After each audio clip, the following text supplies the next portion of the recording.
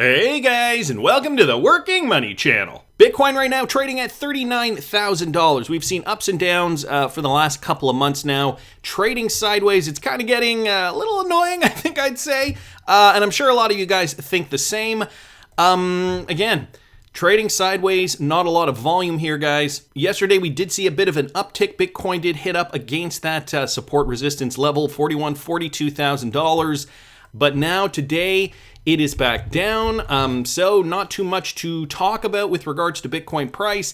XRP still doing its thing with regards to movement, still formulating what is looking like this bullish pennant pattern, which is a good sign for XRP, although I do think XRP, other altcoins in the space, are ultimately just waiting to see what Bitcoin does before we see some more movement. And again, we have seen nothing but very, very, very low volume since about summer last year. So not a lot of trading activity for almost a year now. But I feel like now in 2022, we are getting started. We are getting ready for the real money to flow in. We just got President Biden signing an executive order with regards to cryptocurrency. It just came out the other day, and it's taken some time for people in the crypto community and for lawmakers, CEOs of companies, and others to really digest this information. The one thing I thought was interesting was on the same day yesterday, Wednesday, March the 9th, Ripple just happened to come out with this Ripple Insights blog, CBDCs in the Americas, implications, opportunities, and adoption. Now, we know, Ripple has been working on this for a while now, but I do find that this is very convenient timing for them to have released this precisely around the time of the executive order signing. We know in the executive order there were lots of talks about central bank digital currencies, the US working on one, and sure enough, coincidentally or not so coincidentally, Ripple released this on their Insights blog. So again, just highlighting some basic concepts about central bank digital currencies that we already kind of know, programmable payments settlements in Brazil. So talking about specific central bank digital currencies with regards to some countries, not going to go over this in detail, of course. I will link it in the description for those of you guys who are interested. The one section, though, that I want to mention or at least highlight here, overcoming hurdles to interoperability. And so we know XRP going to be that bridge currency for CBDCs. The ability to deploy CBDCs for more efficient cross-border payments will help knit countries and regions together. However, for CBDCs to be used in a cross-border payments and connect economies in ways that foster financial inclusion, extend payment systems, and protect domestic currencies, they must first be interoperable. And so, this is partially, I'm sure, the reason Ripple is helping certain countries with their CBDC projects. They can certainly lend a lot of knowledge to whatever country it is, their CBDC project, and make sure that that currency will be interoperable for the future. This is a challenge to say the least. It will require nations and regions to agree to technology, operational government, and legal standards. This coming from Kiff, I believe it's James Kiff, is it?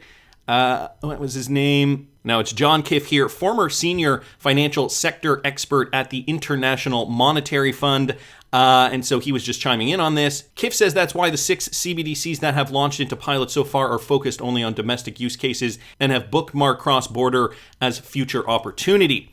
So cross-border, this is, of course, in a global economy, interoperability for cross-border payments, this is going to be paramount, with most countries possessing different anti-money laundering standards. Arajo says it's challenging to match every nation's needs through a single system.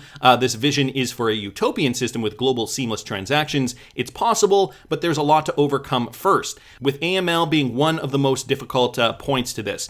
Agreement on international standards for interoperability, though, is critical to balance privacy expectations with fraud prevention. Professor Duffy sees these two forces, ensuring privacy while preventing money laundering and countering terrorism, as particularly challenging in the US. He hopes the country steps up to lead on the development of these standards. And here's a quote: "There is not a lot of experimentation in America with CBDC-based cross-border payments right now, but I'm sure we'll be at a negotiation table for standards on those transactions in the future."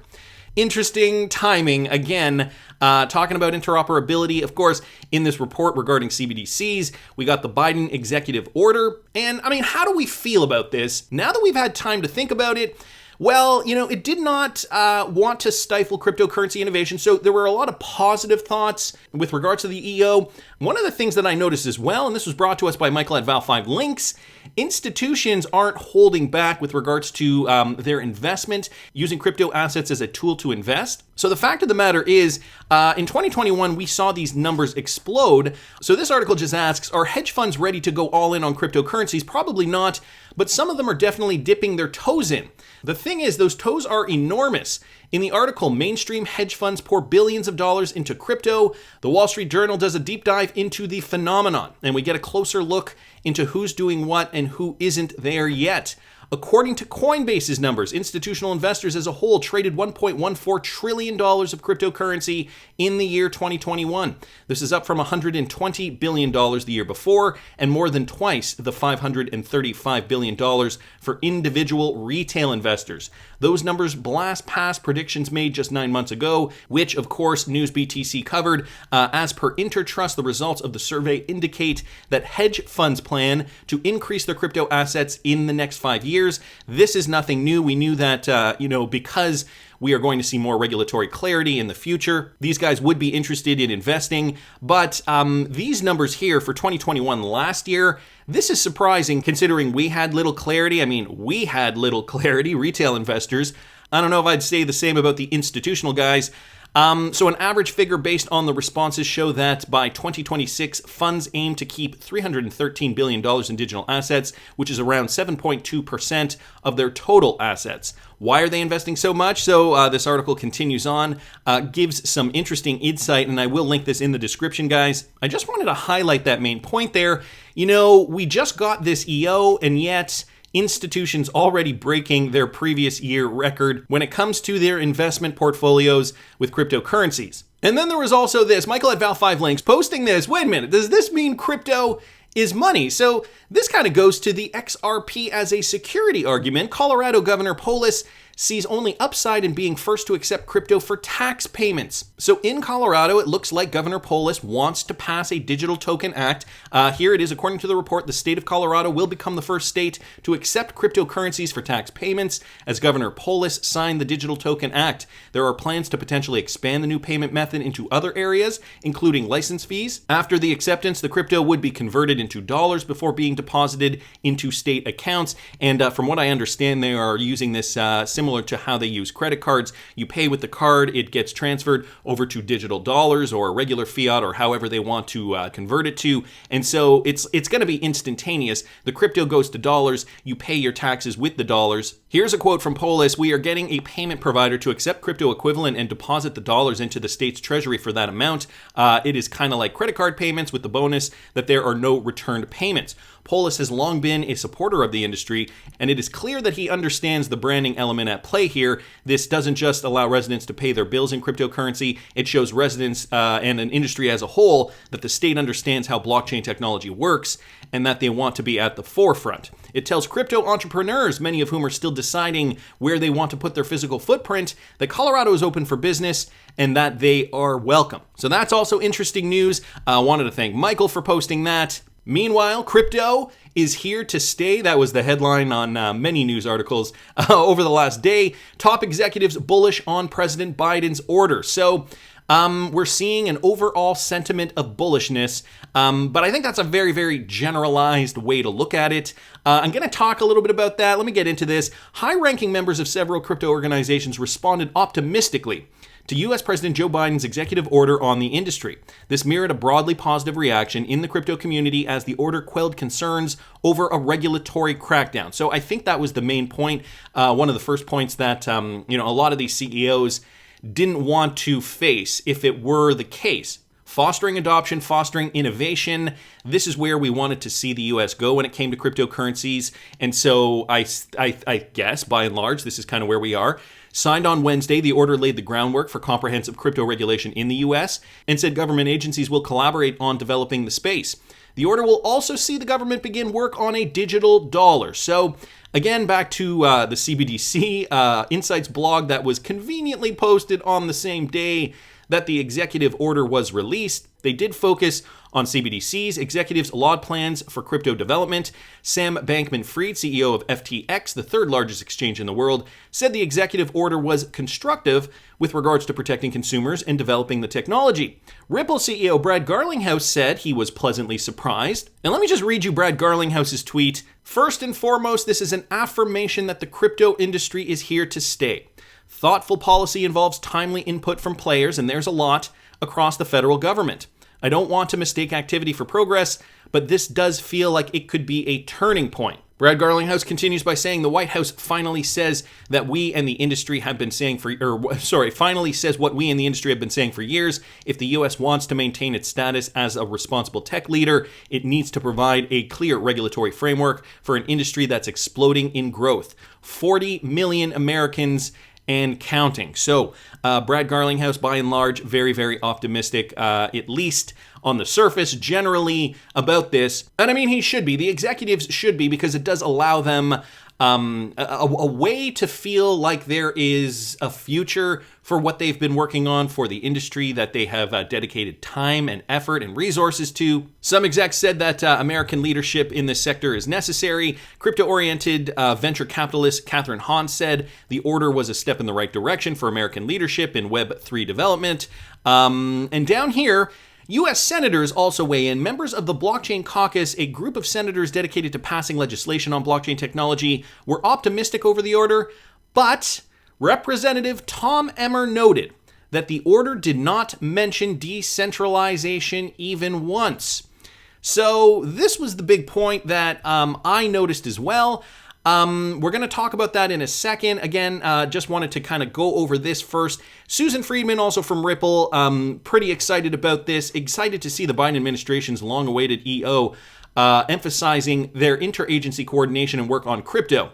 What shouldn't fall by the wayside? Existing legislative proposals that have already thoroughly researched this tech with actual policy recommendations. Studies and reports alone without action do not necessarily equal progress. Several bills have been introduced in Congress that, if passed, could be vital for providing regulatory clarity through federal oversight of exchanges or clarify SEC and CFTC jurisdiction. So there's also that question about the executive order. It's been great to see growing bipartisan interest in the industry, but we need to move faster for the U.S. to take advantage of the innovation and opportunity at hand. Just look at the EU. MiCA could soon be passed this year. The U.S. should not lose momentum on these issues. So a bit of a warning there. And yeah, to her point, studies and a report alone with no action do not necessarily equal progress. We do need to see progress. We do need to see action. We do need to see the U.S. move in some respects. Going back to Tom Emmer, just finished reviewing Biden's executive order on digital assets. Here are a few thoughts. As expected, the executive order directs various federal agencies to study benefits and risks of digital assets to our economy and global competitiveness and provide legislative recommendations. Crypto tokenization, blockchain, NFT, smart contracts, and stablecoins are powering a more viable economic structure with individual autonomy. As a country, it's imperative that we develop a strategy to foster this innovation. All very good. The Block Caucus has been advancing a pro-crypto legislative and oversight agenda for the past 8 years. Section 1 findings of the EO are sound. We have a national interest in fostering digital asset innovation. This is all good stuff. The rest of the EO focuses on customer protection, systemic risk, global competitiveness, international standards, and placing guardrails on code to make sure it's resilient. Now let's read between the lines, and this is why I love Tom Emmer. Decentralization is the point. The EO doesn't mention decentralization once. The disintermediation of our economy will enable all Americans, regardless of circumstance, to decide their futures, not a bank or big tech or government.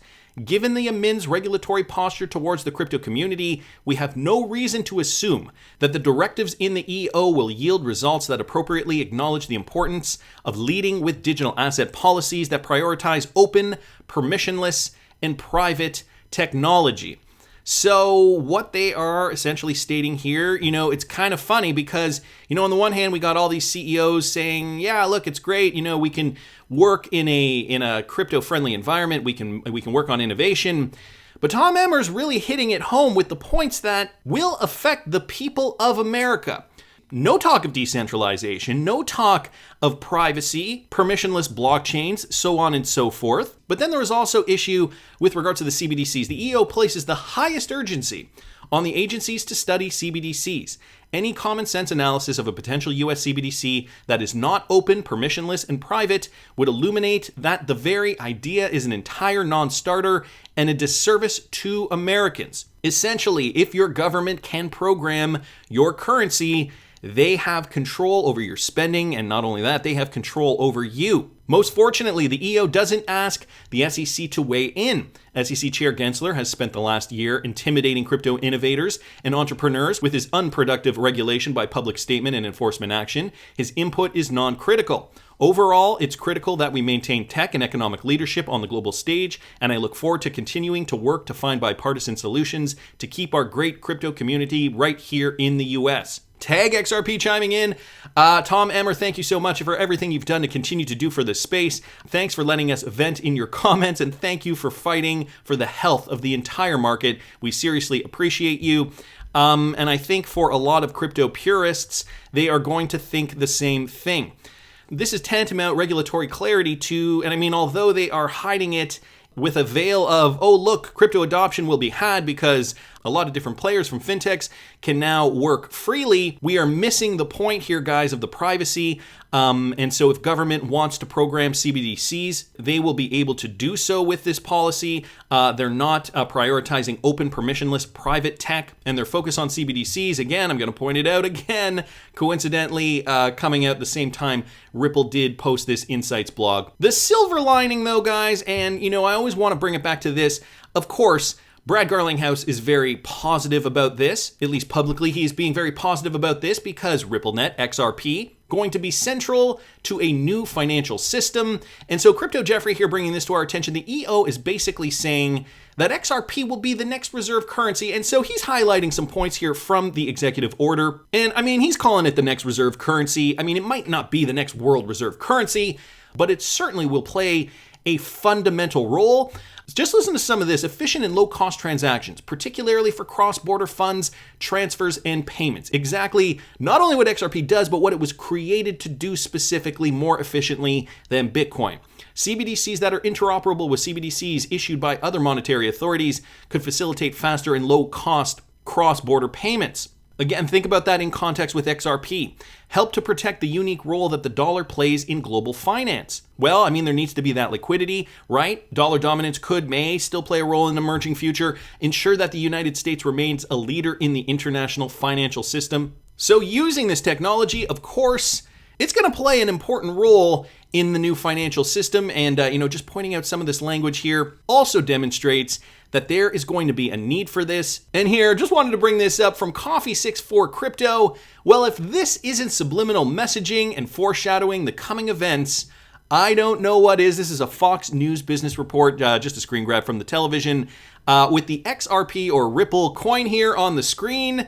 And underneath here, it says the Fed looking into possible digital US dollar. I mean, we know a CBDC representing the US dollar will eventually exist one day. But XRP, guys, still going to be important for that liquidity. So what do you guys think? Do you think the EO positive for cryptocurrency, negative? Positive for XRP hodlers, or negative? Tell me down in the comments what you guys think, and please subscribe to the channel if you haven't already. Like the video if you like the content I'm providing. I always love hearing your comments. See you in the next one, guys.